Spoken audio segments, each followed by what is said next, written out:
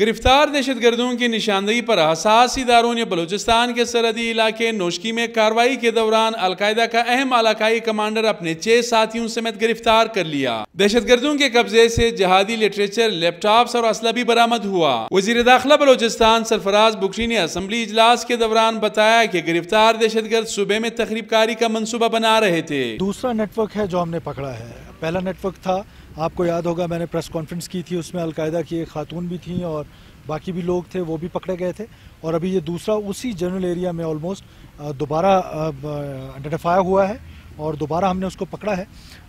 اس وقت کہنا یہ قبل از وقت ہوگا کہ مزید ان کے کوئی نیٹ ورکس کے لوگ ہیں یا نہیں ہیں، لیکن اتنا میں قوم کو ضرور بتا دینا چاہتا ہوں کہ ہم ان کو یہاں پہ فٹ سٹیپس مضبوط نہیں ہونے دیں گے۔